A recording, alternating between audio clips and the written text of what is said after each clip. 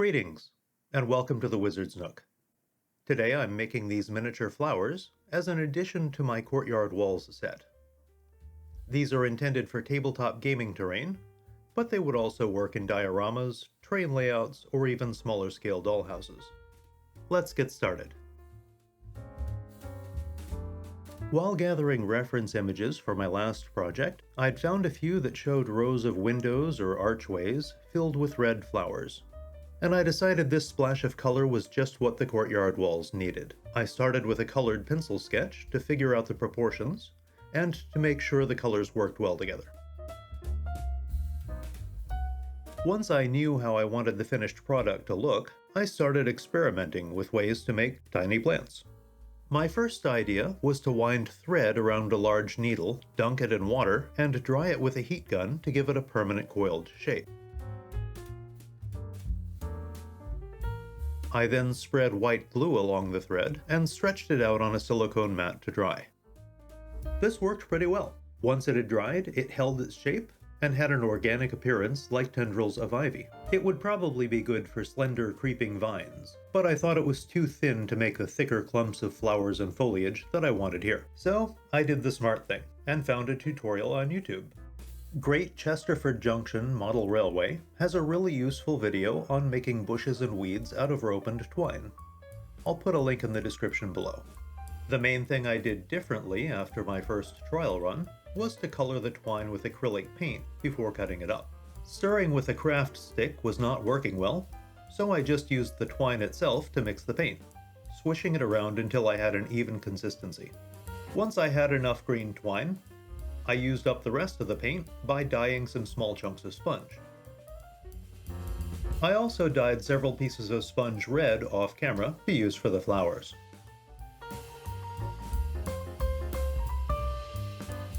The basic technique for the stems is to cut short pieces of twine and glue one end of each piece to keep them from unraveling.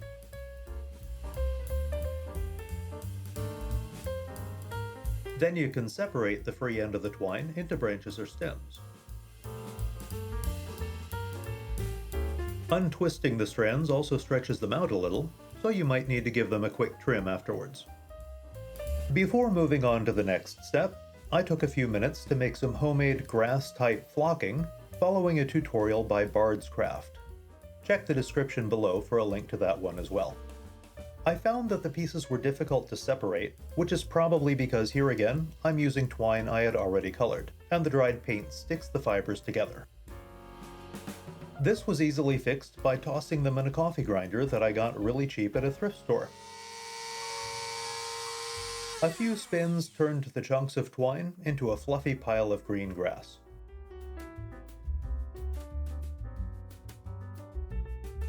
I also used the grinder to turn a few chunks of painted sponge into red and green flock.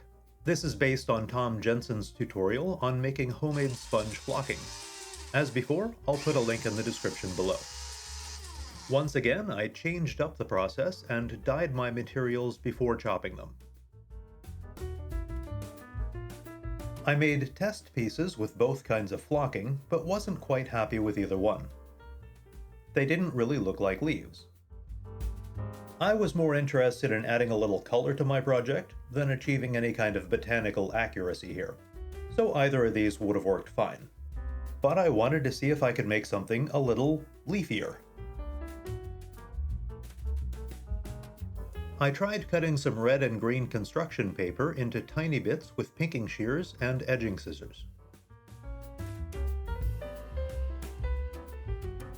This just didn't work at all for the flowers. And even for the leaves, the paper was too thick and the color too artificial. My solution for the leaves was to take some brown craft paper and paint it with the same kind of green wash I'd used for the twine and the sponge. This gave me a warmer, more natural green with varying intensity and some underlying brown. Once it was dry, I peeled it off my painting mat and started cutting it into leaves. I tried a few different methods here. A paper cutter and ordinary scissors were the fastest, but the results were not very leafy. Edge scissors with an irregular design were slow, but they made the most natural looking shapes.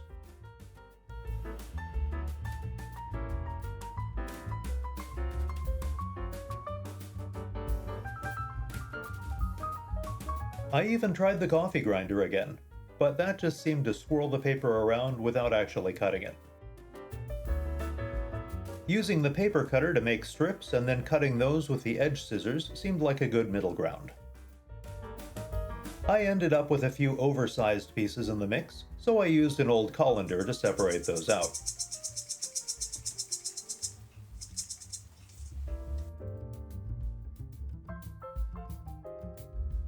I just used my fingers to spread glue on the stems. This was really messy, but I was able to make sure the strands were separated and distinct before covering them with the paper leaves.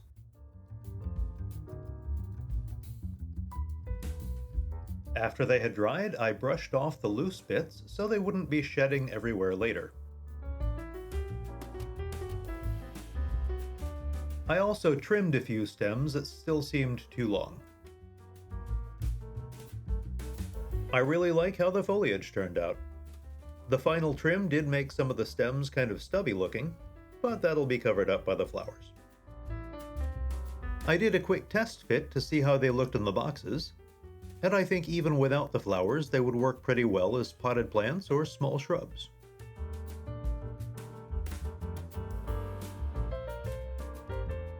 To make the flowers, I used a brush to apply glue to just the ends of the stems and then dunked them in the red sponge flocking, adding an extra pinch here and there to fill in bare spots.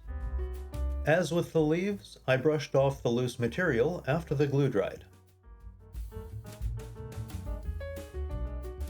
The initial results were all right, but as I mentioned earlier, a downside of dyeing the sponge before grinding it seems to be that the colors are on the dull side. So I touched up the blossoms with some vivid red. In addition to brightening up the color, this also adds just a little extra volume to the flowers. I made some planter boxes from insulation foam and mat board. I'll show the process for these in my next video. I added a layer of undergrowth by gluing in some green flocking. I used the sponge type for half of them, and the twine kind for the other half, just to see which I liked better, and found I didn't have a preference. The sponge looked more like moss and the twine more like grass, but they both looked fine. And after they were finished, the difference wasn't really noticeable anyway. Finally, it was time to plant some flowers. I used hot glue for this, since it's thick enough to fill in any gaps around the stems. A few stems were actually too wide at the base to fit, so those had to be trimmed.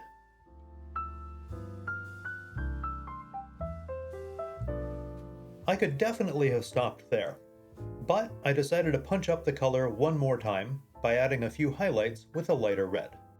After that finishing touch, the flowers were done.